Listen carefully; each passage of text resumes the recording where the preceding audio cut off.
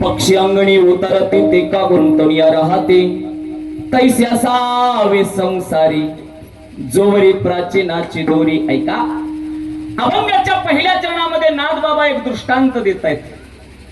काय दृष्टांत आहे? नाथबाबा सांगतात, भल्या माणसा, ज्याप्रमाणे एखादं घर असावं, घराच्या समोर एखादं अंगण असावं, त्याच अंगणाच्या भोवती एक मोठं झाड असावं आणि त्या झाडावरती असंख्य पक्ष्यांचा थवा असावा.